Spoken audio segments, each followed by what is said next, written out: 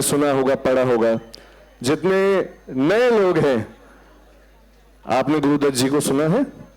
किस किसने सुना है नए लोगों में से? वो काफी लोगों ने सुना है, काफी लोगों ने जानते हैं। उनका सिनेमा बोलता कम है, महसूस ज्यादा किया जाता है। प्यार हो, नाकामी हो, शोहरत हो या अकेलापन, ये सब एक ही फ्रेम में सांस लेते हैं जब गुरुदत्त जी की कला सामने आती है। उनके गाने सिर्फ सुने नहीं जाते, जैसा मैंने कहा, महसूस किए जाते हैं।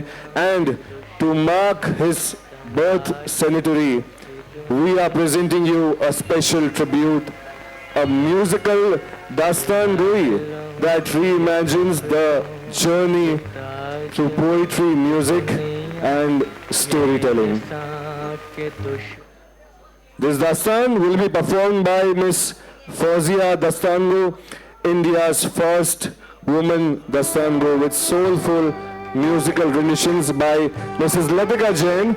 जी हाँ, तालियों में कमी नहीं, प्लीज तालियां होती रहनी चाहिए। Let's welcome Fawzia ji to Bhopal. The research for this production is by Miss Asha Batra ji, founder of Cinemazi, and the script, writers are very important. The script has been written by Mr. Abbas Kamar.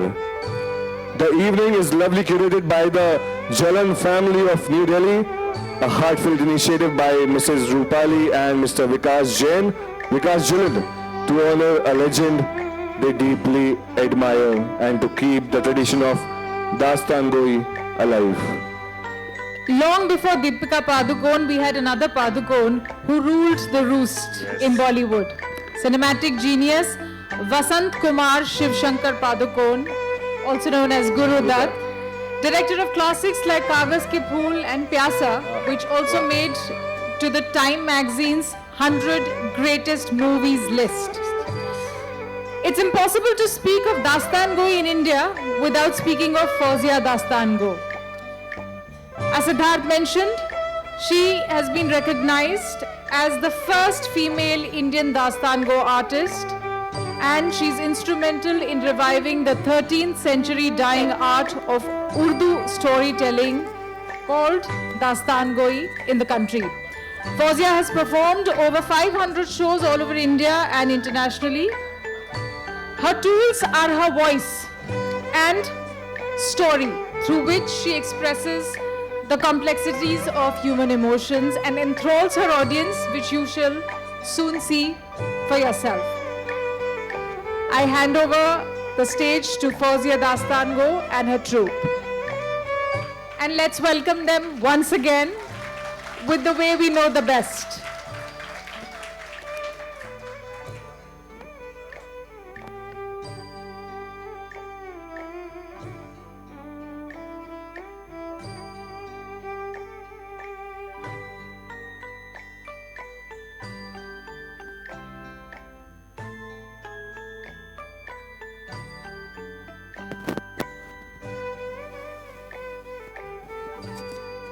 Check. माफ़ी चाहती हूँ, 5 minute लेंगे हम आप लोगों के, ज़रा sound check करना है। जी जी जी जी, तो मेरा नहीं, मतलब मेरे म्यूजिशियंस का भी साउंड चेक करना है। बस 5 मिनट की इजाज़त दीजिए जी।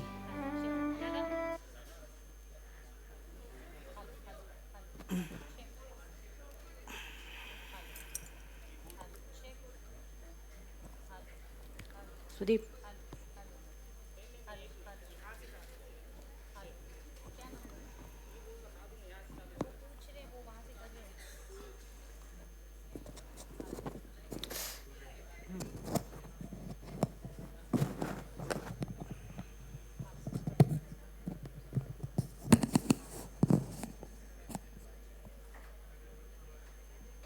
Check check check.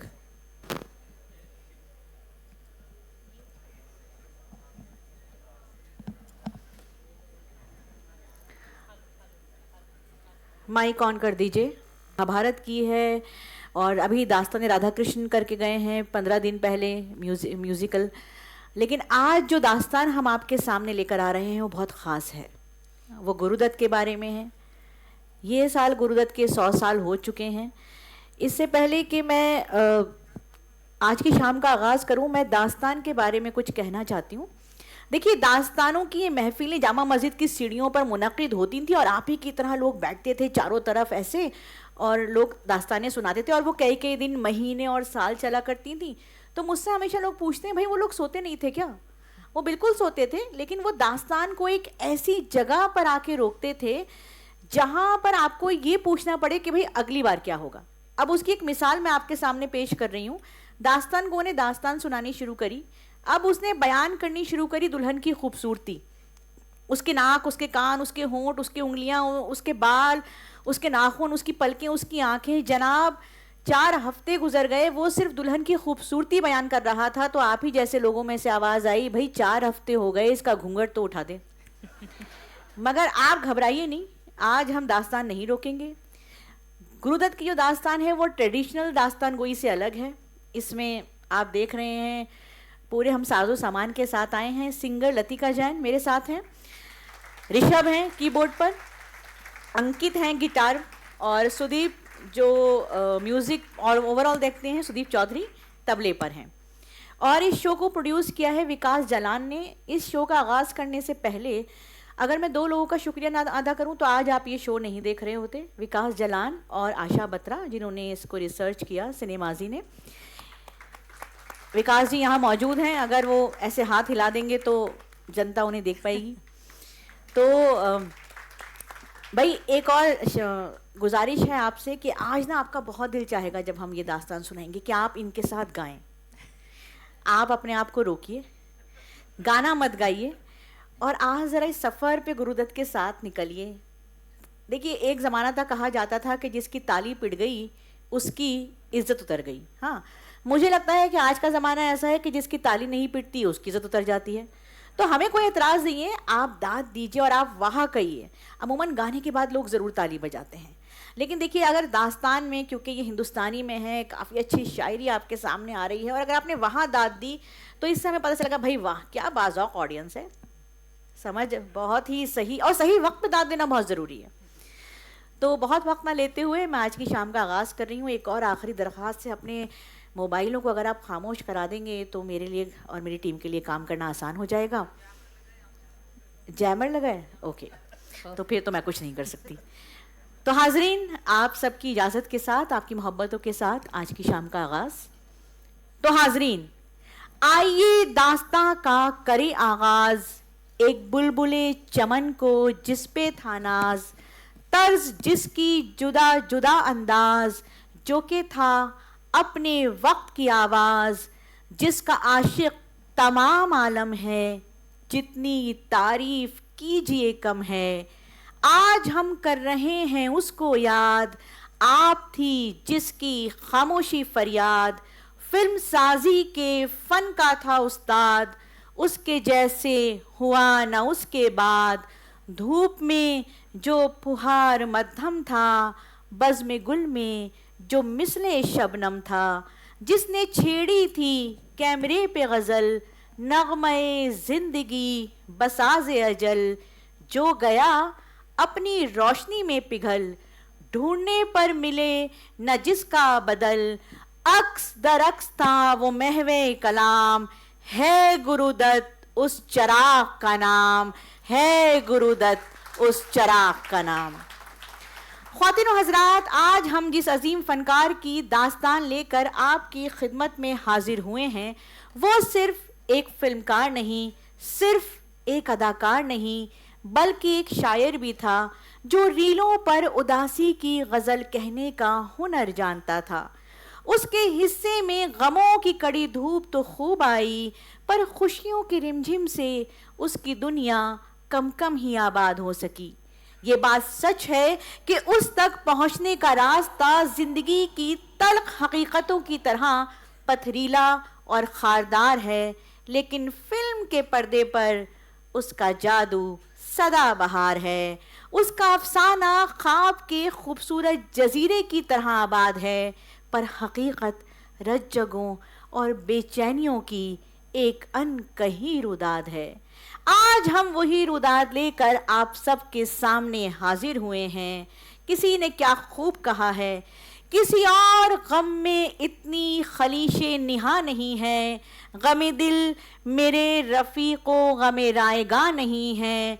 इन्हीं पत्थरों पे चलकर अगर आ सको तो आओ, मेरे घर के रास्ते में कोई कहकशां नहीं है, मेरे घर के रास्ते में कोई कहकशां नहीं है।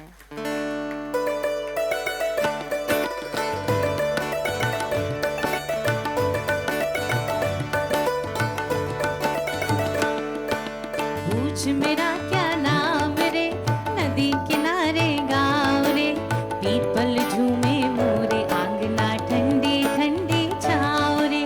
पूछ मेरा क्या नाम रे, नदी किनारे गाँव रे, पीपल झूमे मोरे आंगना ठंडी ठंडी छाँव रे।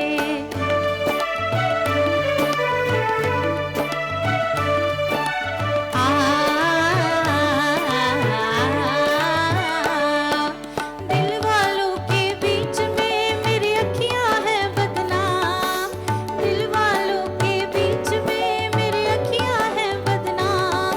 हूँ एक पहेली फिर भी कोई पूछे मेरा नाम, हूँ एक पहेली फिर भी कोई पूछे मेरा नाम। ये चली बूझो तो कित जाऊं रे, पूछ मेरा क्या नाम रे, नदी किनारे गाँव रे, पीपल झूमे मोरे आंगना ठंडी ठंडी छाँव रे, पीपल झूमे मोरे आंगना ठंडी ठंडी छाँव रे। तो हाजरीन, इस कहानी का आगाज होता है 1920 में, जब मंगलौर के एक छोटे से कस्बे में एक नया नवेला जोड़ा किसी ज्योतिषी के पास पहुंचता है। जिंदगी की जद्दोजहद से परेशान ये जोड़ा अपनी आप बीती उस ज्योतिषी को सुनाता है और अपनी किस्मत का राज उनसे दरियाफ्त करता है। लड़की का हाथ देखते ही ज्योतिषी की आंखें चमक उठती हैं।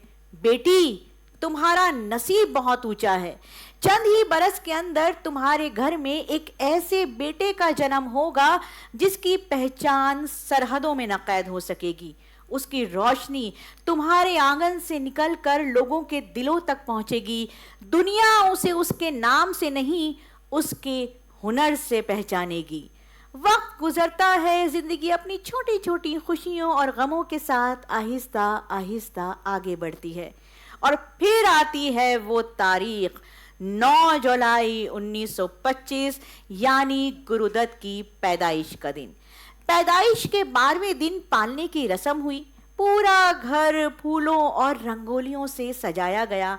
भोज, प्रसाद, उपहार और आशीर्वाद से पादुकोण परिवार का आंगन खिल उठा। बच्चे के लिए 2 नाम सुझाए गए। किसी ने कहा वसंत कुमार रख दो, तो किसी ने कहा गुरुदत्त। चूंकि जन्म गुरुवार को हुआ था, इसलिए वसंती और शिवशंकर ने अपने बेटे का नाम गुरुदत्त रखा। ख्वातीनो हजरात, गुरुदत्त का परेशानियों से नाता काफी पुराना था।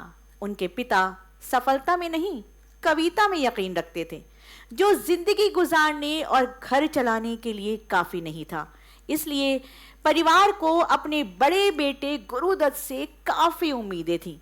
शहर दर शहर भटकता हुआ ये परिवार आखिर में कलकत्ता पहुंचा और कलकत्ता में ही गुरुदत्त के बचपन का बाकायदा आगाज हुआ।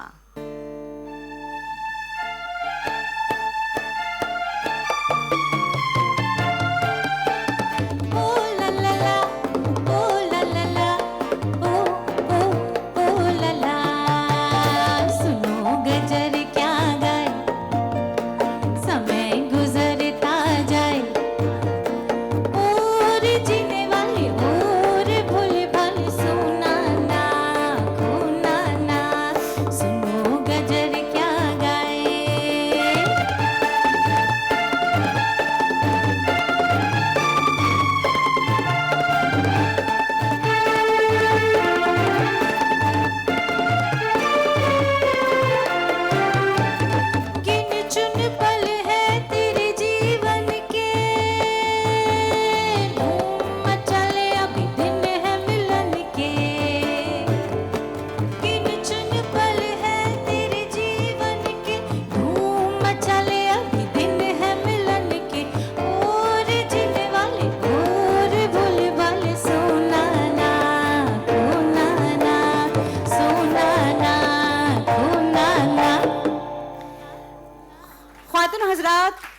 गौहर शाह दानत या बदानत जौहरी, यानी मोती की कदर या तो बादशाह जानता है या सुनार।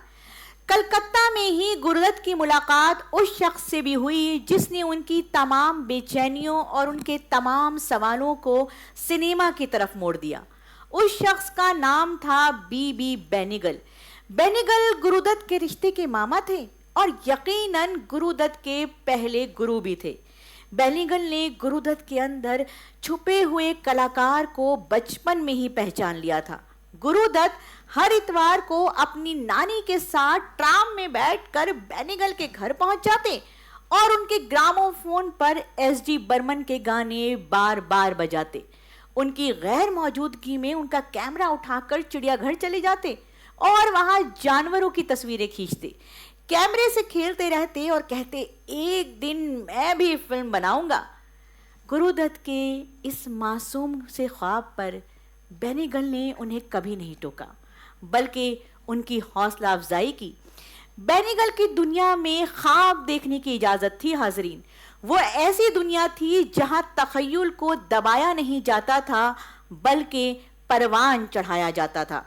कलकत्ता में भी परिवार की मुश्किलें कम नहीं हुई। घर की हालत खस्ता थी। खर्चा चलाने के लिए वसंती ने प्राइवेट ट्यूशन देना शुरू कर दिया। मैट्रिक पास करने के बाद गुरुदत्त को भी मजबूरन नौकरी करनी पड़ी। शुरुआती दिनों में टेलीफोन ऑपरेटर की नौकरी की और फिर हिंदुस्तान लीवर्स के कलकत्ता ऑफिस में मुलाजमत। जिंदगी बेहतरी की तरफ तो बढ़ रही थी, लेकिन गुरुदत्त अंदर से खुश नहीं थे।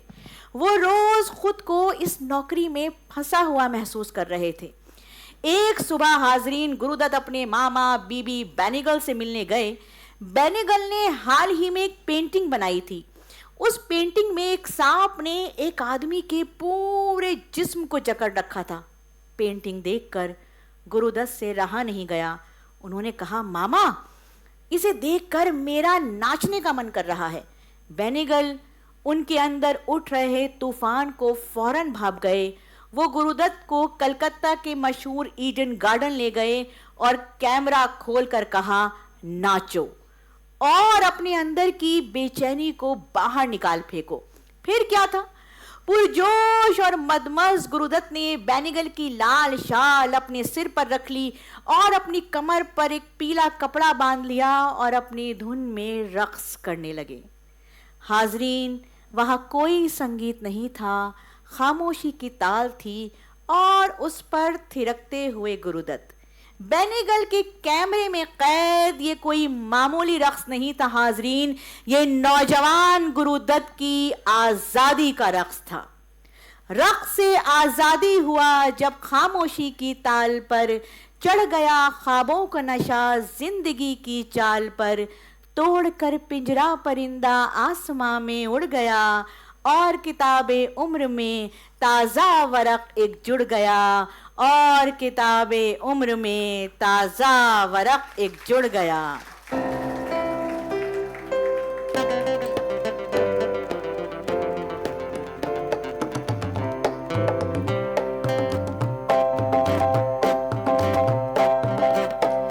तदबीर से बिगड़ी हुई तकदीर बना ले, तकदीर बना ले, अपने पे भरोसा है तो ये दाग लगा ले, लगा ले, दाग लगा ले। तदबीर से बिगड़ी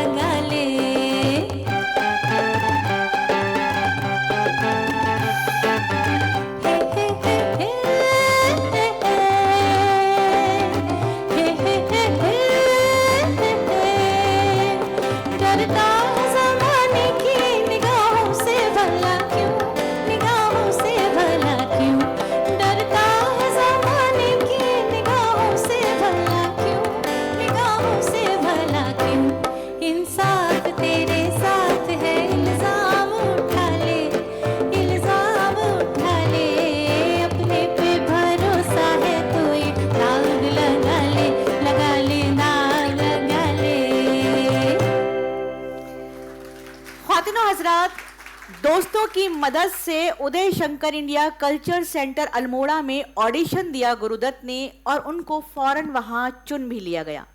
जब गुरुदत्त कलकत्ता से अल्मोड़ा पहुंचे तब उनकी उम्र सिर्फ 16 बरस थी। काले घने बाल, खामोश चेहरा और उस पर ऐसी मासूमियत कि जो एक बार देख ले वो भूल ना पाए। उदय शंकर को उनके टैलेंट से ज्यादा उनके अंदर लावे की तरह उबलता हुआ जज्बा पसंद था।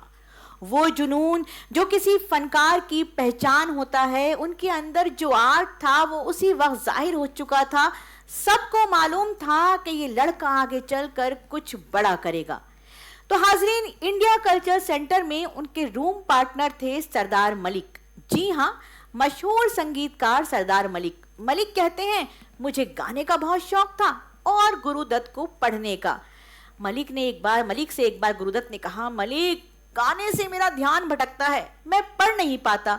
इस पर मलिक ने हंसते हुए कहा, तो ऐसा करते हैं, एक दिन मैं सो जाता हूँ, तुम पढ़ लो, और एक दिन तुम पढ़ लेना, तो मैं धीमी आवाज में रियाज कर लूंगा।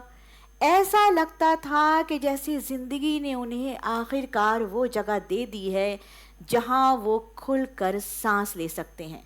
रक्स, मौसीकी, लय, तस्वीर और तसव्वुर, यही तो थी उनकी दुनिया।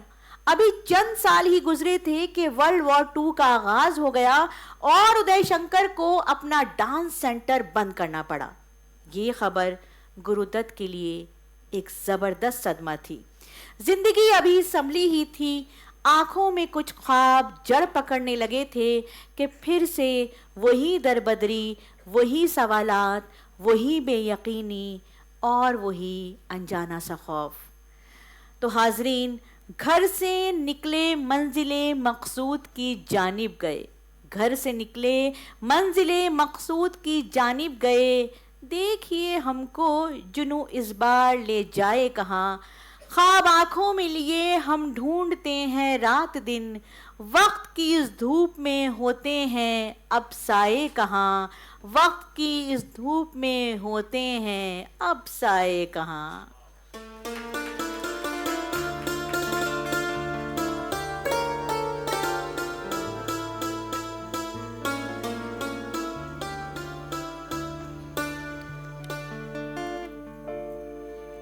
इस भरी दुनिया में कोई भी हमारा ना हुआ, इस भरी दुनिया में कोई भी हमारा ना हुआ।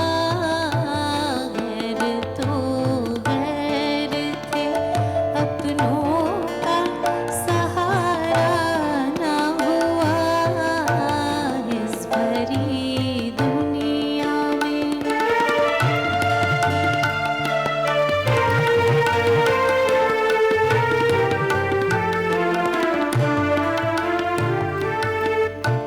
लोग रो रो के भी इस दुनिया में जी लेते हैं, लोग रो रो के भी इस दुनिया में जी लेते हैं। एक हम हैं कि हंसे भी तो गुजारा ना हुआ, इस भरी दुनिया में कोई भी हमारा ना हुआ, इस भरी दुनिया में। हाजरीन, जब गुरुदत्त अल्मोड़ा से निकले तो किस्मत गुरुदत्त को पूना ले गई। यहाँ प्रभात स्टूडियो में 50 रुपए महीने पर बतौर आर्टिस्ट डांस डायरेक्टर काम मिल गया।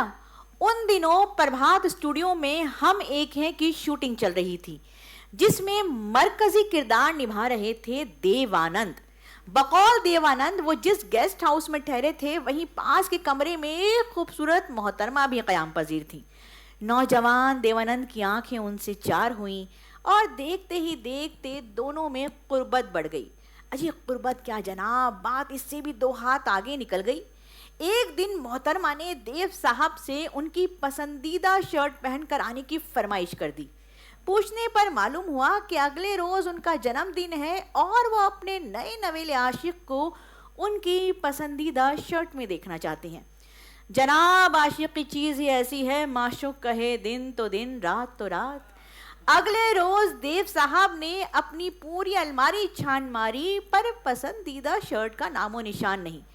परेशान होकर देव साहब ने अपनी बहन को कॉल किया। उनकी बहन भी उन दिनों उनके साथ पुणे में ही रुकी हुई थी। अरे ये लो, यही तो है तुम्हारी फेवरेट शर्ट। अलमारी से एक शर्ट निकालते हुए उनकी बहन ने कहा, ये बिल्कुल भी मेरी शर्ट नहीं है। देवानंद दुखी हो गए। अच्छा ठीक है, मगर ये शर्ट भी इतनी बुरी नहीं है, अच्छी लगेगी तुम पर, पहन कर तो देखो। मरता क्या ना करता, देव साहब धोबी की इस कारिस्तानी को मन ही मन में कोसते हुए किसी दूसरे की शर्ट पहनकर स्टूडियो के लिए रवाना हो गए। भाई प्लान ये था कि स्टूडियो के बाद मोहतरमा से मुलाकात होगी। स्टूडियो पहुंचे तो लगभग उनकी ही उम्र और कद काठी का एक नौजवान स्टूडियो से बाहर निकल रहा था। दोनों जब पास से गुजरे तो नौजवान रुका और कहा, हेलो, अगर मैं गलत नहीं हूँ तो आप हम एक है कि लीड एक्टर हैं, उस स्टूडियो में आपके बड़े चर्चे हैं। देवानंद ने कहा, बरखुदार, बिल्कुल सही पहचाना, खाकसार को देवानंद कहते हैं। गुरुदत्त ने कहा, जी मेरा नाम गुरुदत्त है, मैं मिस्टर बेडेकर को असिस्ट कर रहा हूँ। नौजवान ने खुद का तारुफ कराते हुए कहा। इस सरसरी बातचीत के बाद दोनों आगे बढ़ ही रहे थे कि दोनों की नजर एक दूसरे की शर्ट पर पड़ी। गुरुदत्त ने कहा, काफी खूबसूरत शर्ट है, कहाँ से खरीदी? देवानंद ने जवाब दिया, अरे मियाँ, शर्ट तो आपकी भी काफी शानदार है, आपने कहाँ से ली? गुरुदत्त ने हंसते हुए कहा, जी मैंने तो चोरी की है, अब ये है ही इतनी खूबसूरत, क्या करता? देवानंद कहने लगे, और मुझे मेरे धोबी ने तोहफे में दी है। ये कहते ही दोनों हंस पड़े। ये खूबसूरत इत्तेफाक देखते ही देखते दोस्ती में बदल गया, एक ऐसी दोस्ती जो उम्र भर की दोस्ती में तब्दील हो गई। इसी दौरान उन दोनों ने एक दूसरे से वादा किया था कि जिस दिन देवानंद प्रोड्यूसर बनेंगे वो गुरुदत्त को डायरेक्टर के तौर पर अपनी फिल्म में लेंगे, और अगर गुरुदत्त ने किसी फिल्म का डायरेक्शन किया तो वो देवानंद को बतौर हीरो फिल्म में लेंगे। कुछ वक्त के बाद प्रभात कंपनी के साथ गुरुदत्त का इकरारनामा भी खत्म हो गया और गुरुदत्त बंबई आ गए।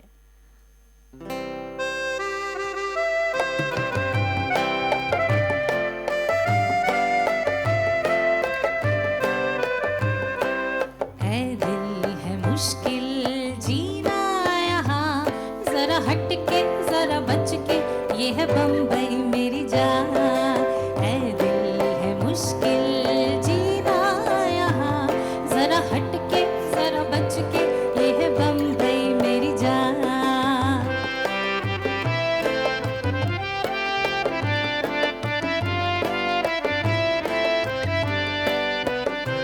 कहीं बिल्डिंग, कहीं ट्रामे, कहीं मोटर, कहीं मिल, मिलता है यहाँ सब कुछ, एक मिलता नहीं दिल। कहीं बिल्डिंग, कहीं ट्रामे, कहीं मोटर, कहीं मिल, मिलता है यहाँ सब कुछ, एक मिलता नहीं दिल। इंसान का नहीं कहीं नाम निशान, जरा हट के जरा बच के, ये है बंबई मेरी जान। जरा हट के जरा बच के, ये है बंबई मेरी जान। ख्वातीनो हजरात, गुरुदत्त के पास कोई काम नहीं था।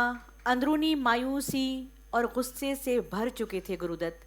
कहने को बहुत कुछ था मगर खामोशी ने चारों जानिब से एक दीवार सी तामीर कर दी थी। ऐसे में उन्होंने कलम का दामन थाम लिया, अंदर लावे की तरह उबलते हुए जज्बों को अल्फाज के मोती में पिरोना शुरू कर दिया।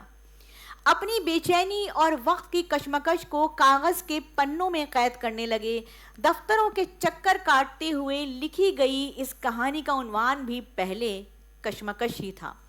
इस कहानी में गुरुदत्त की नाराजगी, नाउम्मीदी और उलझन अपने असली तेवर में नजर आए।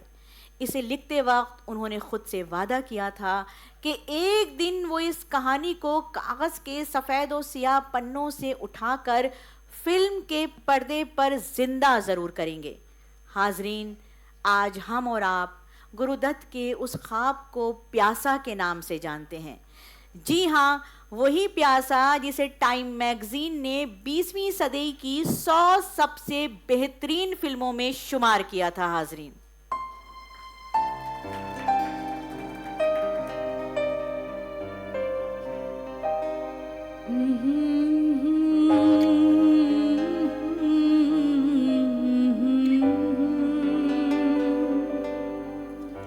ये कूचे नीलाम घर दिलकशी के, ये लुटते हुए कारवा जिंदगी के, कहाँ है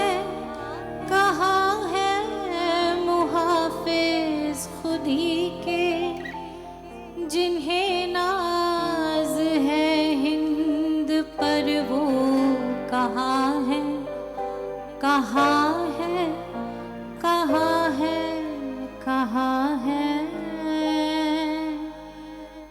कहाँ है। ख्वातीन व हज़रात, जिंदगी उस कश्मकश का नाम है कि अपने भी अपनों को भूल जाते हैं।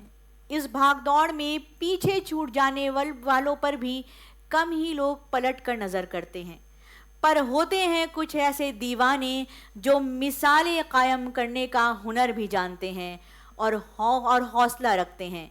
होती हैं कुछ दोस्तियां जो बड़े छोटे और अमीर गरीब के फ़र्क को कुछ नहीं समझती। होती हैं ऐसी कस्में जो कभी नहीं टूटती। होते हैं ऐसे वादे जो ज़रूर वफा होते हैं। 1948 में ज़िद्दी के रिलीज़ होने के बाद देवानंद स्टार बन चुके थे।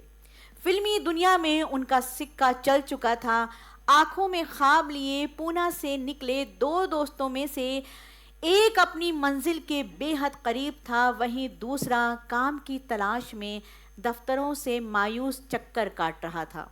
एक शाम अचानक देवानंद तोहफों और गुलदस्तों के साथ गुरुदत्त के घर पहुंचे। उन्होंने खुशखबरी दी कि वो एक फिल्म बनाने जा रहे हैं और कहा, गुरु, मैं चाहता हूं कि इस फिल्म का डायरेक्शन तुम करो। गुरुदत्त की खुशी का ठिकाना नहीं रहा। वादा अपनी जगह, लेकिन देवानंद को गुरुदत्त की सलाहियतों का बखूबी अंदाज़ा था। फिल्म का नाम था बाजी। तो हाजरीन, आगाज़ हो चुका था खुशी के दिनों का। अब किस्मत ने कर लिया था हमें यूं ही मुंतखब। आंगन में चांदनी का बसेरा था रोज़ो शब। एक दर्द मन था जिसे दिल की खबर थी सब।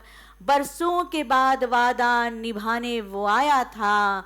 नेमत है दोस्ती ये बताने वो आया था। नेमत है दोस्ती ये बताने वो आया था।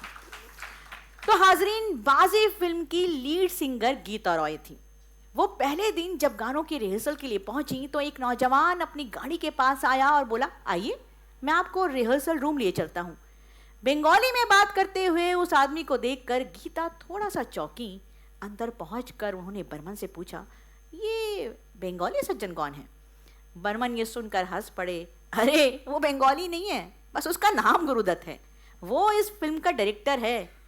तो ख्वातीन व हज़रात, ये थी गीता रॉय की गुरुदत्त से पहली मुलाकात।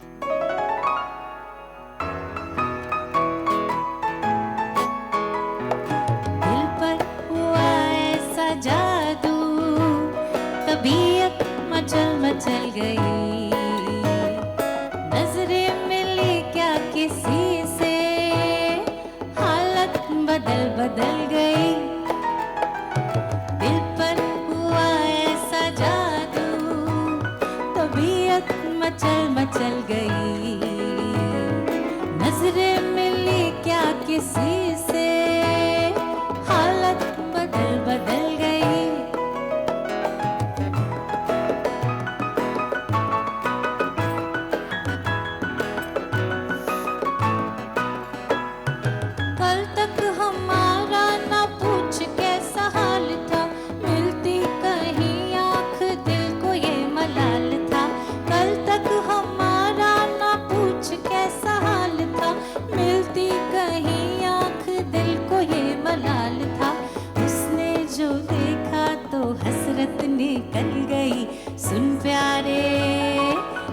प्यारे अपनी तो किस्मत बदल गई, सिम प्यारे अपनी तो किस्मत बदल गई।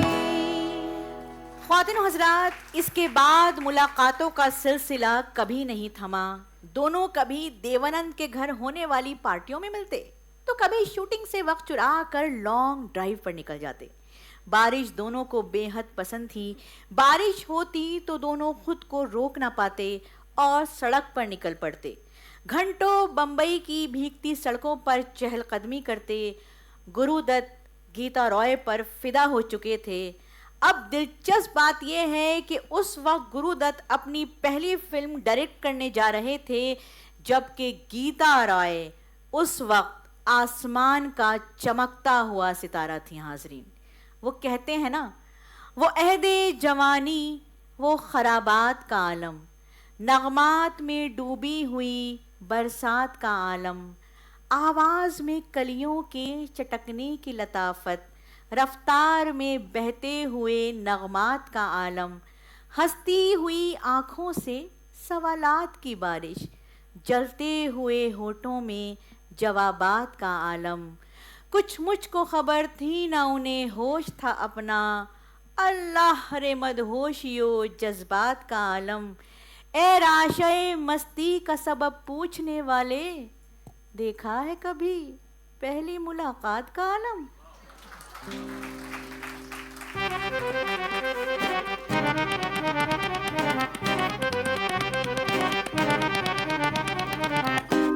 बाबूजी धीरे चलना, प्यार में जरा संभलना, हाँ बड़े धोखे हैं, बड़े धोखे हैं इस राह में।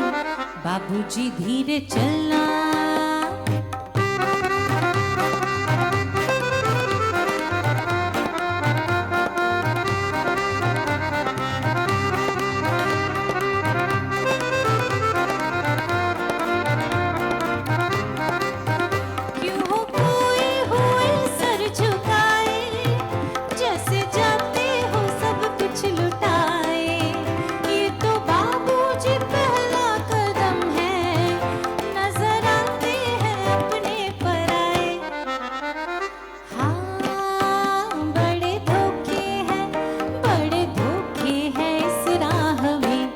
बाबूजी धीरे चलना। तो उन दिनों बाजी की शूटिंग शुरू हुई थी। सेट पर देवानंद और गुरुदत्त किसी सीन को लेकर बातचीत में मशगूल थे।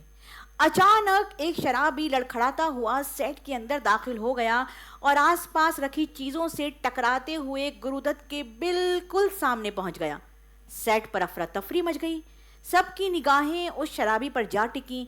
शराबी अपने आप से ऊल जलूल बातें करता, मन ही मन बकबकाता, लेकिन उसका अंदाज मजेदार था। उसकी हरकतें देखकर सेट पर मौजूद तमाम लोग हंसी से लोटपोट हो गए। किसी को कुछ समझ में आता इससे पहले ही अचानक वो संजीदा हो गया और नर्म लहजे में बोला, जी मैंने शराब नहीं पी है, मैं तो बस एक बस कंडक्टर हूँ। बल्ला सानी साहब ने मुझे यहाँ सरप्राइज ऑडिशन देने के लिए भेजा है। बिना तैयारी के दिया गया ये ऑडिशन गुरुदत्त को बहुत पसंद आया। उन्होंने बाजी में उस बस कंडक्टर को रोल दे दिया। ख्वातीनो हजरात, उस बस कंडक्टर का नाम था बदरुद्दीन जमालुद्दीन काजी। जब गुरुदत्त ने अपनी प्रोडक्शन की पहली फिल्म बाज बनाई तो उसमें बदरुद्दीन को भी लिया। जब फिल्म पूरी हो गई तो उन्होंने पूछा, भाई क्रेडिट में तुम्हारा नाम क्या दें? ये बदरुद्दीन काजी ही लिख दें? ये सुनकर बदरुद्दीन ने कहा, अरे मियाँ, ऐसा लगेगा जैसे मैं किसी का निकाह पढ़ाने जा रहा हूँ। ये सुनकर गुरुदत्त को हंसी आ गई और कुछ देर सोचने के बाद बोले, यार तुम शराबी आदमी की एक्टिंग बहुत अच्छी करते हो और मेरी पसंदीदा विस्की है जॉनी वॉकर, तो जॉनी वॉकर ही तुम्हारा नाम होगा। मजे की बात यह है कि जॉनी वॉकर ने अपनी जिंदगी में शराब कभी छुई तक नहीं थी।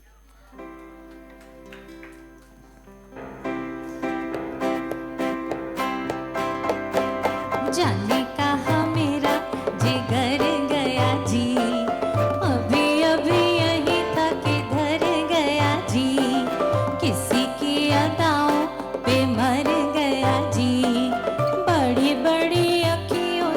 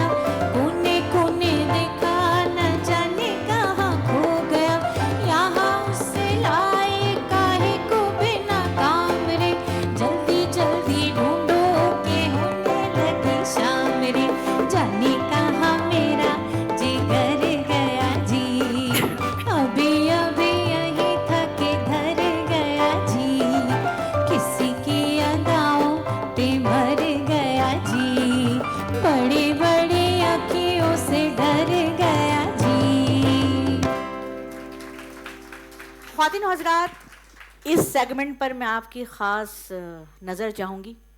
तो बाजी ने सिनेमा दोस्तों के दिलों में ऐसी जगह बनाई कि गुरुदत्त रातों रात एक बड़ा नाम बन गए। बाजी के फिल्म बरदार यानी सिनेमाटोग्राफर थे वी रात्रा, उनके असिस्टेंट थे वी के मूर्ति। उन्होंने शूटिंग के दौरान एक ऐसा खूबसूरत शॉट लिया कि गुरुदत्त उनके मुरीद हो गए। अपनी अगली फिल्म जाल में गुरुदत्त ने उन्हें चीफ सिनेमाटोग्राफर बनाया। इस फिल्म के बाद गुरुदत्त की हर फिल्म में कैमरे के पीछे वी के मूर्ति ही रहे।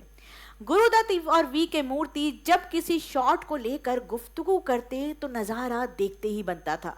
दोनों अपने काम में माहिर और अपनी धुन के पक्के। बातों में इस कदर खो जाते थे कि एहसास ही नहीं होता था कि आसपास लोग बैठे हैं। इसी सिलसिले का एक वाकया पेश खिदमत है। तो हुआ यूं कि गुरुदत्त दाढ़ी बना रहे थे, जी हाँ हजामत, और साथ साथ वी के मूर्ति से एक शॉट के बारे में बातचीत कर रहे थे। बहस बहुत गर्म थी, कुछ लोग हॉल में बैठे उनका इंतजार कर रहे थे। अचानक गुरुदत्त ने रेजर फेंका और जोर से चीखे, अरे यार क्या करते हो तुम मूर्ति, बर्बाद कर दिया है तुमने मुझे। मूर्ति ने डरते डरते पूछा, मगर मैंने क्या किया, मैं तो बस शॉट के बारे में बात कर रहा था। गुरुदत्त ने मुस्कुराते हुए जवाब दिया, यार तुमसे शॉट के बारे में बात करते करते मैंने अपनी एक तरफ की मूछें उड़ा दी हैं। ये सुनना था कि हॉल में बैठे सभी लोग हंस पड़े। उस दिन शूटिंग में गुरुदत्त को नकली मूछों से काम चलाना पड़ा। अबरार अलवी भी गुरुदत्त की टीम का हिस्सा इत्तेफाक से बने। जाल की शूटिंग के दिनों वो यूं ही सेट पर घूमने चले जाया करते थे। एक दिन कोई सीन दोबारा लिखने का काम आया। अबरार ने मौका लपक लिया। उन्होंने अपनी कलम के जादू से उस सीन में जान डाल दी। गुरुदत्त अबरार की इस फिल्मबदी यानी उसी वक्त लिखने की सलाहियत से बहुत ही खुश हुए। उन्होंने अपनी अगली फिल्म आर पार लिखने का काम अलवी के सुपुर्द कर दिया और इस तरह अलवी भी गुरुदत्त की टीम का कभी अलग ना होने वाला हिस्सा बन गए। हाजरीन, गुरुदत्त का मिजाज और उनका काम करने का तरीका अनोखा था। वो अपने साथ काम करने वाले फनकारों को तख्लीकी आज़ादी यानी क्रिएटिव फ्रीडम का खास ख्याल रखते थे। जॉनी वॉकर को अपने डायलॉग्स और अंदाज चुनने की पूरी आज़ादी थी। अलवी को स्क्रिप्ट के मामले में ज़्यादा रोक टोक नहीं थी और वी मूर्ति अपना काम पूरी आज़ादी के साथ करते थे। बल्कि हमने तो यहाँ तक सुना है कि अगर जॉनी वॉकर जब डायलॉग बोल रहे होते थे तो गुरुदत्त ये हिदायत थी कि उनके साथ जो डायलॉग राइटर है वो खड़ा रहे और उसी वक्त जो भी वो तब्दील कर रहे हैं वो फौरन लिख दे। ये गुरुदत्त की खासियत थी। हुनरमंदों की पहचान उन्हें खूब थी। उन्होंने एक से बढ़कर एक नगीने जमा किए और इन्हें एक खूबसूरत हार में पिरोने का काम किया जिसका नाम था गुरुदत्त फिल्म्स। राज खोसला, वी मूर्ति, जॉनी वॉकर, अबरार अलवी सब इस ड्रीम टीम का हिस्सा बने। ये टीम गुरुदत्त के साथ शुरू से आखिर तक रही। इस टीम ने मिलकर गुरुदत्त फिल्म्स के लिए एक से बढ़कर एक यादगार फिल्में दी। वो फिल्में जो सिनेमा के पर्दे से निकलकर दिलों पर दर्ज हो गईं। उस वक्त के जितने भी बड़े निर्देशक थे, अगर आप याद करें, उन सबका अपना अपना एक खास अंदाज था, चाहे वो बिमल रॉय हो या वो महबूब हो या राज कपूर। गुरुदत्त इस मायने में बहुत बड़े निर्देशक थे। उनकी रेंज बहुत बड़ी थी। कुल 10 बरस तक उन्होंने फिल्म डायरेक्शन किया, लेकिन वो किसी एक अंदाज में बंद कर नहीं रहे। लकीर का फकीर बनना उनकी फितरत में नहीं था। उन्होंने कभी कोई हिट फॉर्मूला नहीं पकड़ा। शुरुआत क्राइम थ्रिलर बाजी से की, फिर एक्शन की तरफ गए और जाल बनाई। अगली फिल्म आर पार ड्रामा थी, फिर मिस्टर एंड मिस्टर 55 में कॉमेडी का हाथ आजमाया। ये थी गुरुदत्त की रेंज। हाजरीन, वो कहते हैं ना, ढूंढोगे अगर मुल्को मुल्को, मिलने के नहीं नायाब हैं हम, जो याद ना आए भूल के फिर, ए हम नफ्सों वो ख्वाब हैं हम, ए शौक पता कुछ तू ही बता, अब तक ये करिश्मा कुछ ना खिला, हम में है दिले बेताब नहा, या आप दिले बेताब हैं हम, या आप दिले बेताब हैं हम। कहते हैं ना कि कुछ ही वक्त के बाद गुरुदत्त और गीता दत्त की सगाई भी हो गई और फिर शादी। हालांकि गुरुदत्त और गीता दत्त एक मोहब्बत की दो परतें, एक ख्वाब के दो चेहरे थे। शादी से पहले ही दोनों में ये फर्क साफ साफ नजर आता था। उनके दरमियान जो फासला था वो सिर्फ दो लोगों के बीच का नहीं, बल्कि दो नजरियों, दो मिजाजों और दो अलग दुनियाओं का था। जहां गीता दत्त एक खुश मिजाज, जिंदगी की हकीकतों से मोहब्बत करने वाली और रिवायती जज्बात में गुंधी हुई खातून थी, वहीं गुरुदत्त पेचीदा जहन के मालिक, तन्हाई, कश्मकश और अंदरूनी खलफिशार से भरे हुए इंसान थे। पर कहते हैं ना, मोहब्बत में करे क्या कुछ किसी से हो नहीं सकता, मेरा मरना भी तो मेरी खुशी से हो नहीं सकता। वो इश्क ही क्या जो अंजाम के डर से आगाज में ही अपने परों को समेट ले। इश्क होना था, हुआ, और तमाम खूबियों और खामियों को दरकिनार करके दोनों शादी के बंधन में बंधे। ये गालिबन गुरुदत्त की जिंदगी का सबसे हसीन दौर था। हाज़रीन,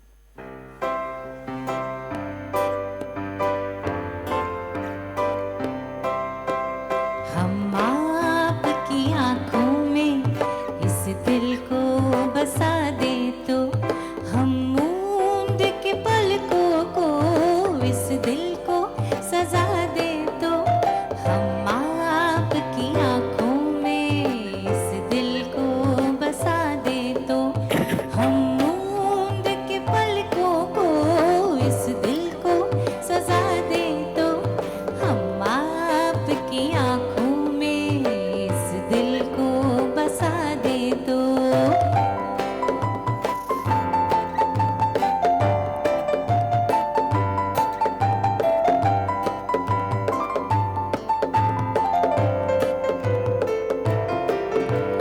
इन जुल्फों में गूंदेंगे हम फूल मोहब्बत के, जुल्फों को झटक कर हम ये फूल गिरा दे तो, इन जुल्फों में गूंदेंगे हम फूल मोहब्बत के, जुल्फों को झटक कर हम ये फूल गिरा दे तो, हम आपकी आंखों में इस दिल को बसा दे तो। हा हा हा हा हा,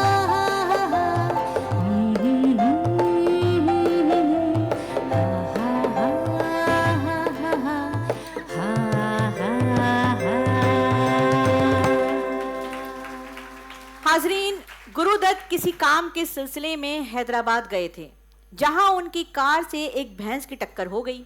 उस हादसे में कार को काफी नुकसान हुआ। एक दिन का सफर 3 दिन में तब्दील हो गया। जिस काम से गए थे वो भी ना हो सका। गुरुदत्त इस बात से काफी चिढ़े हुए थे। मरता क्या ना करता, अब दिन तो काटने ही थे। खैर, किसी डिस्ट्रीब्यूटर से मिलने जब वो उनके ऑफिस चले गए, अभी पहुंचे ही थे कि बाहर अचानक तेज शोर सुनाई दिया। सामने एक कार आकर रुकी, जिसको भीड़ ने चारों तरफ से घेर लिया। दरवाजा खुला और एक लड़की कार से बाहर निकली। ये मंजर देखकर गुरुदत्त चंद लम्हों के लिए ठिठक गए। उन्होंने हैरानी से डिस्ट्रीब्यूटर की तरफ देखा। डिस्ट्रीब्यूटर ने कहा, जी ये वहीदा रहमान है, इन्होंने हाल ही में एक डांस नंबर किया है, ऐसा धमाका कि लोग इस पर फरेफ्ता हो गए हैं। वहीदा रहमान, ये तो मुसलमान है, तो ये फिर तो उर्दू भी बोलती होंगी। गुरुदत्त के दिल में एक लहर सी दौड़ गई, जैसे किसी देरीना तलाश की गिरह खुल गई हो। उन्हें शायद इस बात का अंदाज़ा नहीं था कि ये मुलाकात उनकी ज़िंदगी में एक नया बाब खोलने वाली है। उन्होंने डिस्ट्रीब्यूटर से फ़ौरन वहीदा रहमान से मुलाकात की ख्वाहिश जाहिर करी। ये गुरुदत्त की वहीदा रहमान से पहली मुलाकात थी। कुछ ही महीने बाद गुरुदत्त ने उन्हें सीआईडी फिल्म में एक रोल देकर ब्रेक दे दिया। सीआईडी के बाद गुरुदत्त मूवीज़ प्राइवेट लिमिटेड की लगभग सभी फिल्मों में वहीदा रहमान की बहुत ही अहम भूमिका रही। गुरुदत्त और वहीदा रहमान की ऑन स्क्रीन केमिस्ट्री ने अफवाहों का बाजार गर्म कर दिया था। इसका असर उनकी ज़ाती ज़िंदगी पर भी खूब पड़ा।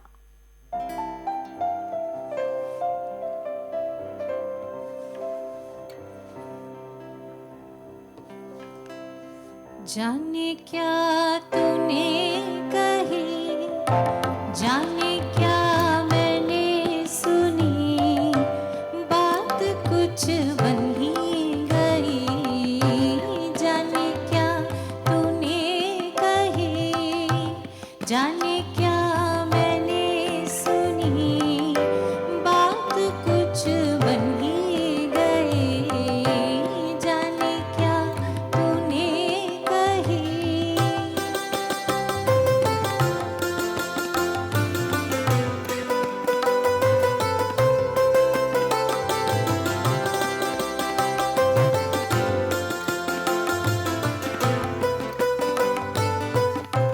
सनसनाहट से हुई, थरथराहट से हुई, सनसनाहट से हुई, थरथराहट से हुई।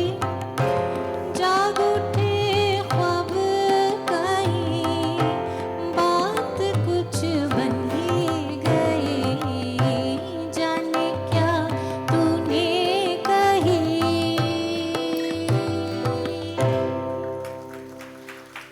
ख्वातिनो हजरात, किसी शायर ने खूब कहा है, किया आबाद वीराना रहे टूटे मकानों में, हमारी जिंदगी गुजरी मुसलसल इम्तिहानों में, मगर जागी हुई आँखों से हमने ख्वाब देखा है, हम अपना घर बनाएंगे किसी दिन आसमानों में, हम अपना घर बनाएंगे किसी दिन आसमानों में। तो ख्वातिनो हजरात, किराए के मकानों में गुजरा हुआ बचपन अपने लिए आगे चलकर एक बड़े घर का ख्वाब ज़रूर देखता है, अपने घर का ख्वाब। सो एक ख्वाब गुरुदत्त की आंखों ने भी देखा था, बॉम्बे के सबसे आलीशान इलाके में एक आलीशान बंगले का ख्वाब। पाली हिल का इलाका घने दरख्तों, समंदर के किनारों और खूबसूरत पहाड़ियों की वजह से फिल्मी सितारों का पसंदीदा हुआ करता था। ये इलाका गुरुदत्त को भी काफ़ी पसंद था। उन्होंने मन ही मन में ये तय कर लिया था कि अगर किस्मत ने साथ दिया तो एक दिन वो इसी इलाके में अपने सपनों का घर बनाएंगे। उन्होंने बिलाखिर पाली हिल में एक पुराना बंगला खरीद ही लिया, बंगला नंबर 48। 3 बीघों में फैला हुआ ये खूबसूरत घर गुरुदत्त के लिए उनके सपनों के घर जैसा था। उन्होंने इसे बड़े अरमानों से बनवाया था। लकड़ियाँ कश्मीर से आई थीं, मार्बल्स इटली से मंगवाए गए और कालीन लंदन से। हरा भरा सुंदर लॉन, इंतहाई खूबसूरत बगीचा, समंदर के किनारे बसा ये आलीशान बंगला हर किसी को अपना कायल बना लेता था। गुरुदत्त खुद भी अपने घर को पाली हिल का सबसे खूबसूरत घर मानते थे। इस घर में गुरुदत्त और गीता दत्त ने अपनी शादी के बाद के सबसे खूबसूरत लम्हे बिताए थे। यहीं उनके बेटे की पैदाइश भी हुई थी। शादी के शुरुआती दिन ख्वाबों की ताबीर जैसे थे, हर लम्हा मुस्कुराहट, हर मंजर बहार।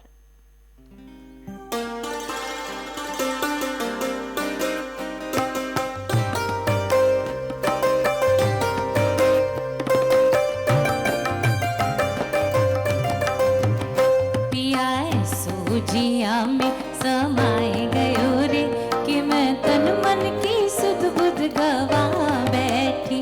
पिया ऐसो जिया में समाए गयो रे, कि मैं तन मन की सुध बुध गवा बैठी। हर आहट पे समझी वो आए गयो रे, हर आहट पे समझी वो आए गयो रे। झट घूंघट में मुखड़ा छुपा बैठी। पिया ऐसो जिया में समाए गयो रे। 3 बीघों में फैला हुआ ये खूबसूरत घर गुरुदत्त के लिए उनके सपनों के घर जैसा था। उन्होंने बिलाखिर पाली हिल का इलाका घने दरख्तों, समंदर के किनारों और खूबसूरत पहाड़ियों की वजह से फिल्मी सितारों का पसंदीदा हुआ करता था। ये इलाका गुरुदत्त को भी काफ़ी पसंद था। उन्होंने मन ही मन में ये तय कर लिया था कि अगर किस्मत ने साथ दिया तो एक दिन वो इसी इलाके में अपने सपनों का घर बनाएंगे। उन्होंने बिलाखिर पाली हिल का इलाका घने दरख्तों, समंदर के किनारे बसा ये आलीशान बंगला हर किसी को अपना कायल बना लेता था।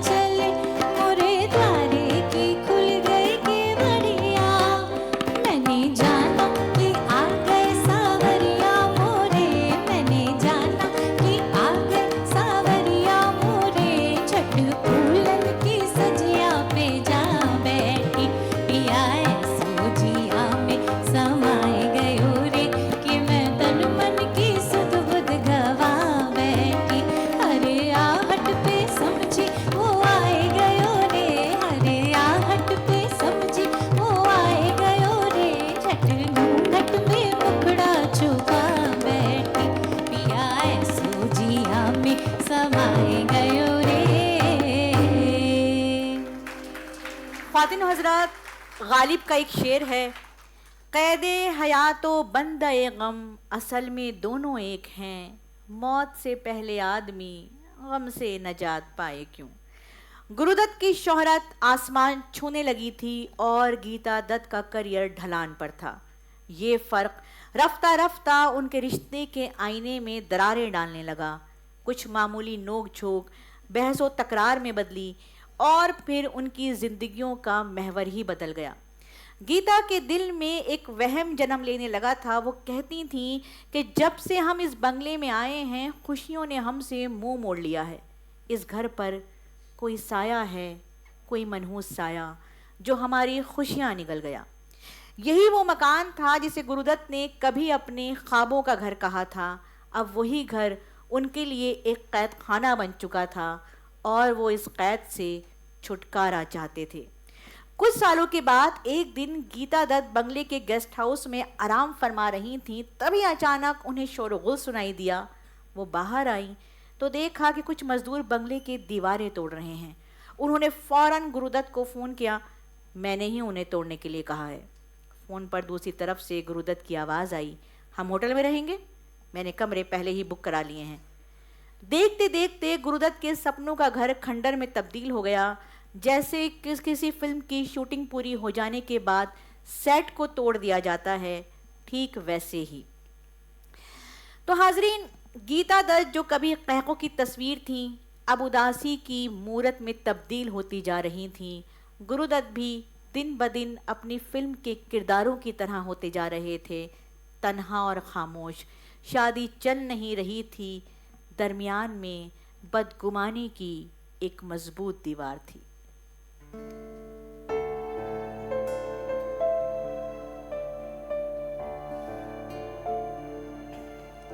वक्त ने किया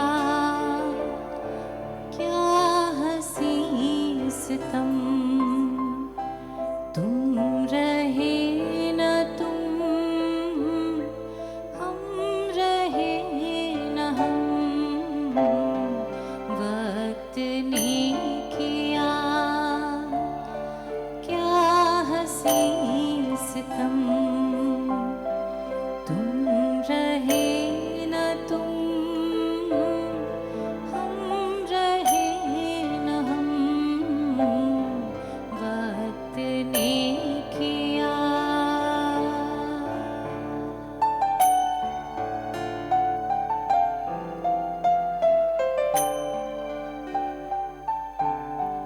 बेकरार दिल इस तरह मिले, जिस तरह कभी हम जुदा न थे। बेकरार दिल इस तरह मिले, जिस तरह कभी हम जुदा न थे। तुम भी खो गए, हम भी खो गए, एक राह पर चल के दो कदम। वक्त ने किया क्या हसीं सितम, तुम रहे न तुम, हम रहे न हम। वक्त ने किया। ख्वातीनो हजरात, गुरुदत्त जो सिनेमाई ख्वाबों की ज़बान बखूबी जानते थे, अपने दिल के नक्श पढ़ने में नाकाम रहे। लेकिन उन खामोशियों के पीछे कोई धड़कन शायद अब भी बाकी थी। 1958 में गीता दत्त को लिखे खत में गुरुदत्त कहते हैं, प्रिय जो भी हो, ये याद रखना कि तुम मेरा हिस्सा हो और हमेशा मेरा हिस्सा रहोगी। शायद तुम नहीं जानती कि मैं तुमसे कितना प्यार करता हूँ। शायद जब मैं ना रहूँ तब तुम्हें इसका एहसास होगा।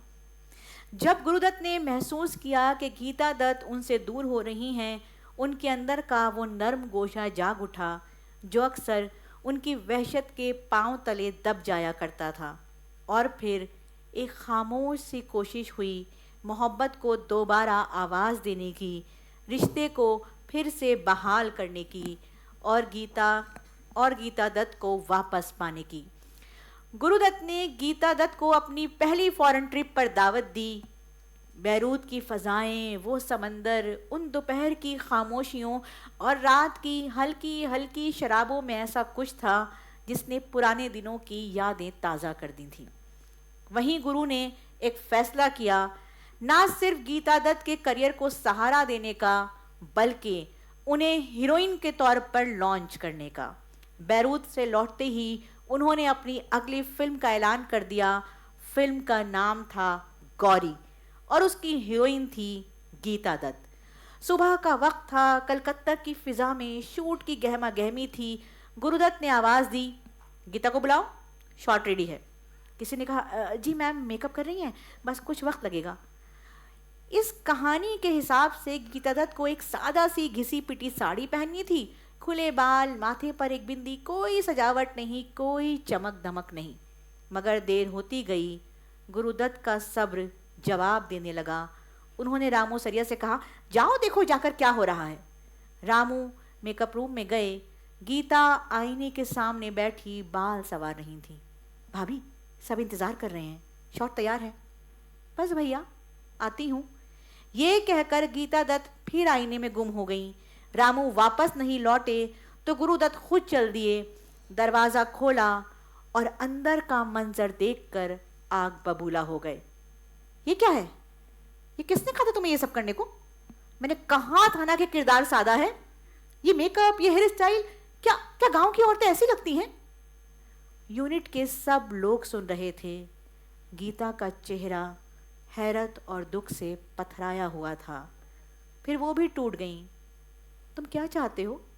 यही ना कि मैं वहीदा रहमान से बदतर लगूं?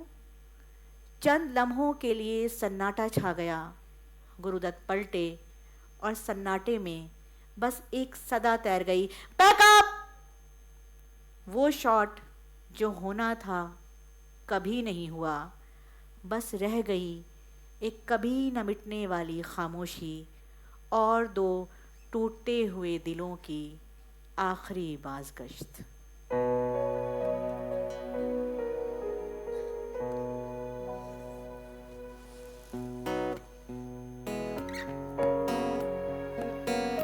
जाने वो कैसे लोग थे जिनके प्यार को प्यार मिला, जाने वो कैसे लोग थे जिनके प्यार को प्यार मिला। हमने तो जब कलियां मांगी कांटों का हार मिला, जाने वो कैसे लोग थे जिनके प्यार को प्यार मिला।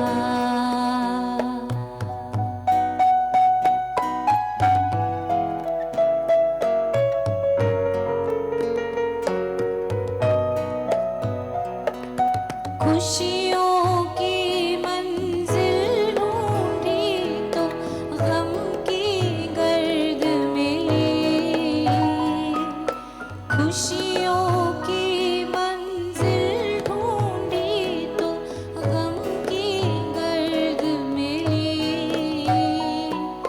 चाहत के नगमे चाहे तो आहे सर्द मिली, दिल के बोझ को दूना कर गया जो गम खार मिला। हमने तो जब कलियां मांगी कांटों का हार मिला, जाने वो कैसे लोग थे जिनके प्यार को प्यार मिला। ख्वातीन हजरात, गुरुदत्त मिजाज से जुनूनी थे और उनका जुनून उनकी फिल्मों में बखूबी नजर आता था। फिल्में उनका ख्वाब थीं और इस ख्वाब की ताबीर के लिए वो कुछ भी कर सकते थे। कोई अच्छी कहानी सुनते तो फौरन उसे पर्दे पर उतारने के मंसूबे बनाने लगते। उनकी तमाम फिल्में इसी बेइंतहा जुनून का नतीजा थीं। कागज़ के फूल इस जुनूनी सिलसिले की आखिरी कड़ी को कहते हैं। कागज़ के फूल फिल्म इंडस्ट्री कागज़ के फूल में फिल्म इंडस्ट्री कैसे चलती है, जूनियर आर्टिस्ट से लोग किस तरह से पेश आते हैं, कामयाबी को किस तरह से सराहा जाता है और कैसे नाकामी का एक झटका आपको हाशिए पर ला फेंकता है। इन तमाम पेचीदा सवालों का जायज़ा लेती हुई इस खूबसूरत फिल्म से गुरुदत्त को बेहद उम्मीदें थीं। उन्हें यकीन था कि ये फिल्म भी प्यासक की तरह हाथों हाथ ली जाएगी, मगर ऐसा ना हो सका। बाद में कागज़ के फूल अपने असलूब और जुदागाना अंदाज के हवाले से जानी ज़रूर गई और इसका शुमार गुरुदत्त की क्लासिक फिल्मों में भी हुआ, लेकिन उस वक्त ये फिल्म बॉक्स ऑफिस पर कोई कमाल नहीं कर सकी। जुनून और जज्बात का चोली दामन का रिश्ता है। गुरुदत्त जुनूनी भी थे और जज्बाती भी। फिल्म बनाते तो दिलो जान सब उस फिल्म पर कुर्बान कर देते। उन्होंने कागज़ के फूल में खुद को इस कदर झोंक दिया था कि वो इसकी नाकामी बर्दाश्त नहीं कर सके। बिलाखिर फैसला किया कि बतौर डायरेक्टर ये उनकी आखिरी फिल्म थी। कुछ अपनी फिल्म के किरदारों की तरह गुरुदत्त खुद भी एक पेचीदा इंसान थे। 2 बार खुदकुशी की नाकाम कोशिश कर चुके थे। एक बार तो 3 दिन और 3 रात कोमा में रहे। अपने वजूद की तमाम उलझनों से दूर भाग जाना चाहते थे। उन्हें जिस शय की तलाश थी वो हर कीमत पर उसे पा लेना चाहते थे। नासिर काज़मी की ज़बान में अगर हम कहें तो हम कहेंगे, गए दिनों का सुराग लेकर किधर से आया किधर गया वो, अजीब मानूस अजनबी था मुझे तो हैरान कर गया वो, बस एक मोती सी छप दिखाकर, बस एक मीठी सी धुन सुनाकर, सितारा शाम बन के आया, बरंगे ख्वाबे सहर गया वो, बरंगे ख्वाबे सहर गया वो।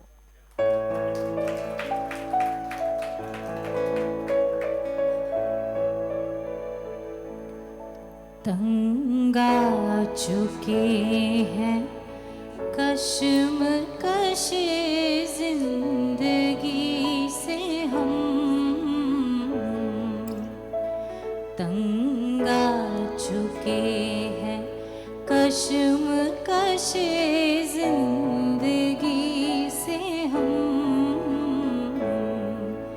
ठुकरा न दे जहाँ को कहीं बेखुदी से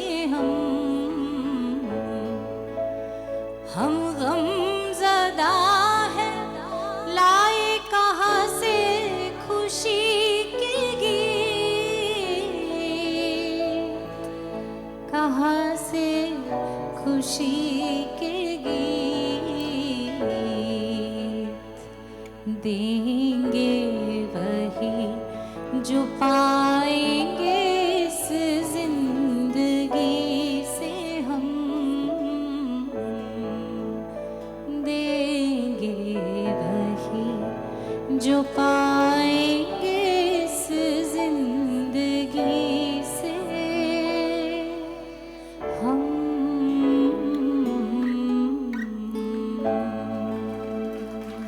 हाजरीन, कागज़ के फूल की नाकामी के बाद वो बिल्कुल तन्हा हो गए। बीवी बच्चों से अलग एक फ्लैट में अकेले रहते थे। कुछ दोस्तों और अजीज़ों के सिवा किसी से नहीं मिलते थे। बाहर की दुनिया के लिए जो दरवाजे पहले से बंद थे अब पूरी तरह मुकफ़्फ़ल हो चुके थे। शराब और नींद की गोलियों के सहारे रातें गुजरने लगीं। उन दिनों उनका कोई साथी था तो बस खाली कमरा, खाली बिस्तर और खाली आँखें, और उन आँखों में दूर दूर तक फैली हुई कभी न ख़त्म होने वाली तन्हाई। अब तो घबरा के ये कहते हैं कि मर जाएंगे। अब तो घबरा के ये कहते हैं कि मर जाएंगे, मर के भी चैन न पाया तो किधर जाएंगे। उन दिनों बहारें फिर भी आएंगी की शूटिंग चल रही थी। रोज़ की तरह उस दिन भी गुरुदत्त स्टूडियो पहुंचे, लेकिन दोपहर का खाने के बाद फौरन पैकअप कर पतंग उड़ाने का फैसला कर लिया। ड्राइवर को भेजकर बच्चों को बुलवाया और उनके साथ काफ़ी देर तक पतंग उड़ाई। फिर बच्चों के साथ स्टूडियो से निकले और चिराग दिन बुटीक पर शॉपिंग की। बच्चों के लिए और भाई देवीदत्त के लिए महंगे महंगे कपड़े खरीदे। दिन भर की मस्ती के बाद बच्चों को उनके घर छोड़ा और ख़ुद देवीदत्त के साथ अपने फ्लैट पर आ गए। देवीदत्त को जब भूख लगी तो गुरुदत्त ने उनके लिए ऑमलेट भी बनाया। देवीदत्त जब घर जाने लगे तो उन्हें अगले दिन की क्रिकेट मैच की 2 टिकटें भी दी। देवीदत्त के निकलते ही अबरार अलवी पहुंच गए। उस रात अबरार बहारें फिर भी आएंगी के आखिरी सीन पर काम कर रहे थे। ये सीन फिल्म की हीरोइन माला सिन्हा पर फिल्माया जाना था, जो तमाम दुखों से परेशान होकर खुद को एक कमरे में बंद कर लेती हैं और दम तोड़ देती हैं। अबरार ने सीन गुरुदत्त को सुनाया और उनसे राय मांगी, पर गुरुदत्त खामोश रहे और शराब पीते रहे। अबरार अलवी ने दोबारा पूछा, आपको पसंद नहीं आया शायद? अपने ध्यान में गुम गुरुदत्त ने इस बार जवाब दिया, तुम्हें पता है अबरार, मुझे डर है कि मैं किसी दिन पागल हो जाऊंगा। तन्हाई वो बला है जो इंसान को अंदर से खोखला कर देती है। कुछ देर की चुप्पी के बाद गुरुदत्त ने अबरार से दोबारा सीन सुनाने के लिए कहा। सीन का खात्मा हीरोइन माला सिन्हा की मौत से होता है और क्लाइमेक्स में कैफी आज़मी की लिखी हुई 2 लाइनें, बदल जाए अगर माली, चमन होता नहीं खाली, बहारें फिर भी आती हैं, बहारें फिर भी आएंगी। इस बार पूरे ध्यान से सुनने के बाद गुरुदत्त ने अबरार की तारीफ़ की और कहा, अबरार, इस फिल्म में हमारी हीरोइन छा जाएगी। अबरार अलवी देर रात तक स्क्रिप्ट को पूरा करने में लगे रहे। जब उन्होंने गुरुदत्त से खाने का पूछा तो गुरुदत्त ने ये कहते हुए मना कर दिया कि वो थके हुए हैं और आराम करना चाहते हैं। इतना कहकर गुरुदत्त अपने कमरे में चले गए और दरवाज़ा अंदर से बंद कर लिया। ये दरवाज़ा दोबारा अंदर से कभी नहीं खुलने वाला था। गुरुदत्त जा चुके थे। जैसे किसी सीन का क्लोज़अप जिसमें कैमरा रुक जाता है और रोशनी रफ्ता रफ्ता आँखों से ओझल हो जाती है। गुरुदत्त की फिल्म जैसी ज़िंदगी का पर्दा गिर चुका था, सिर्फ 39 साल की उम्र में। लेकिन हाजरीन, सोचने वाली बात यह है कि क्या सिर्फ एक फिल्म की नाकामयाबी इतना तोड़ सकती थी गुरुदत्त को कि वो ज़िंदगी से ही मुंह मोड़ लें? हमारा ख्याल है नहीं। गुरुदत्त बरसों से इसी खाई के मुहाने पर खड़े थे। जिंदगी के बरक्स मौत उन्हें ज़्यादा खींचती थी अपनी तरफ, उसकी कशिश ज़्यादा थी। प्यासा के शायर विजय को दरअसल ज़िंदगी की प्यास थी, लेकिन बदकिस्मती से वो जिस दुनिया में रह रहे थे उसमें फ़नकार और उसके फ़न को पूजा तो जाता था, लेकिन उनके इस दुनिया से चले जाने के बाद और अफसोस कि गुरुदत्त की ये प्यास भी उनके जीते जी कभी पूरी ना हो सकी, और शायद इसीलिए वो इस बनावटी और फर्जी दुनिया को दूर चले गए। कागज़ के फूल की नाकामयाबी तो बस एक बहाना थी ख्वातीन हज़रात। बेवक्त की इस मौत ने पूरी फिल्मी दुनिया को झंझोड़ कर रख दिया। हर आंख नम थी, हर चेहरा उदास था और हर शख्स हैरत में मुब्तला था।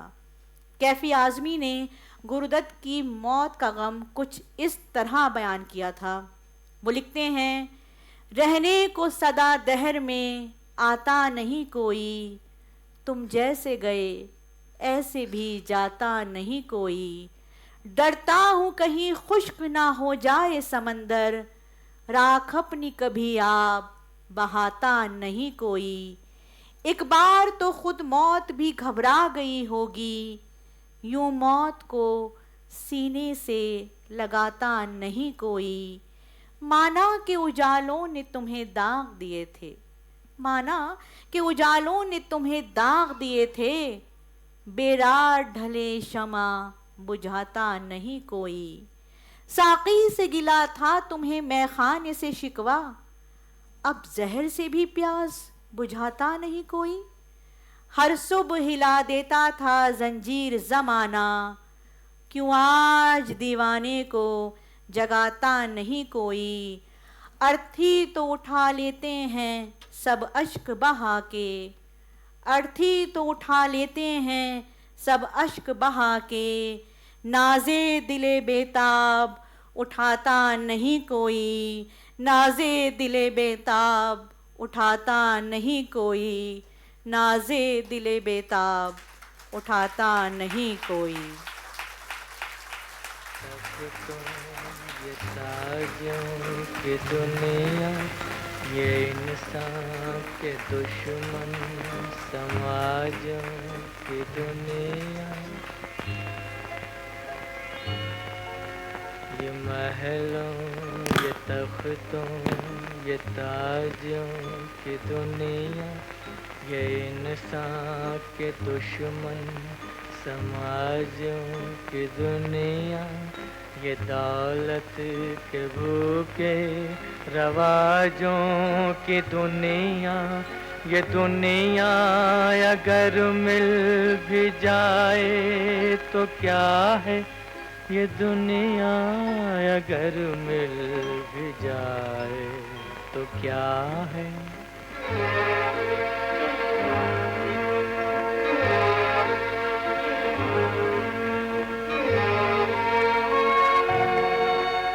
हर एक जिस्म घायल, हर एक रूह प्यासी, निगाहों में उलझन दिलों में उदासी। ये दुनिया है या आलम बदहवासी। ये दुनिया अगर मिल भी जाए तो क्या है, ये दुनिया। Father Nazra, this is Fawzia Dastango and team signing off. I would like to call my producer Vikas Jalan on stage. Please, आप आइए. और I would like to call my team.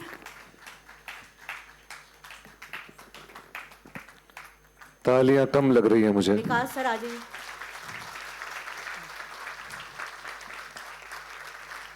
Rupali Jalan and विकास जी.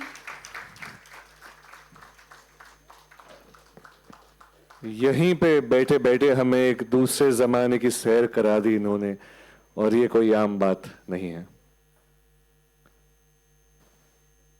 बिल्कुल मैं चाहूंगा जो टीम है, पर्दे के पीछे पीछे के लोग भी सामने आने चाहिए.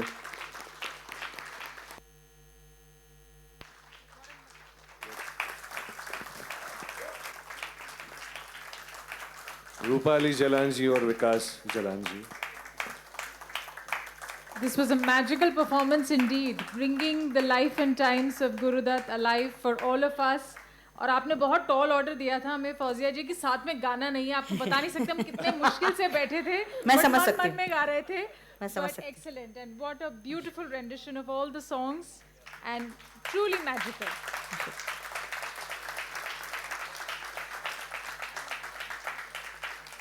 The audience was swaying with the music. आप दुखी भी हो रहे थे और हंस भी रहे थे और बाद में गमगीन भी हो गया माहौल. All thanks to you. बहुत शुक्रिया. I would request our society members Minakshi ji and Reema ji to please come on the stage and felicitate Fawzia ji and her troupe for this wonderful rendition and wonderful rendition of Dastan Goi.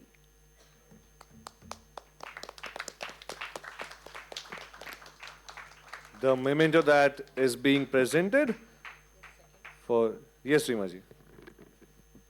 आप तो बयां करती रहती, हम लोग सुनते रहते.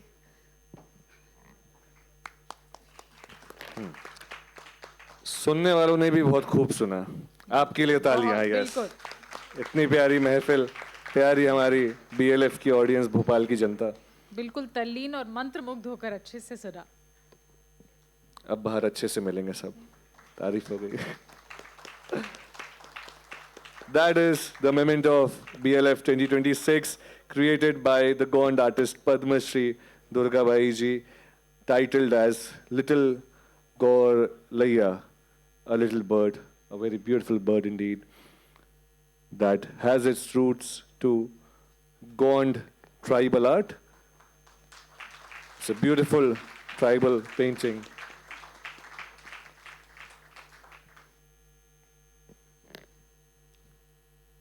जितना अहम एक सिंगर या परफॉर्मर का किरदार होता है, उतना ही अहम जो परक्यूशनिस्ट, इंस्ट्रूमेंटलिस्ट होते हैं उनका भी होता है। तो जितने हमारे साथी थे उनके लिए और जोरदार तालियां होनी चाहिए, जिन्होंने अपने सुर, अपने राग, अपने इंस्ट्रूमेंट्स के साथ चार चांद लगाए इस महफिल में। आप सभी को बहुत बहुत आभार और धन्यवाद Bhopal literature and art festival की टीम से।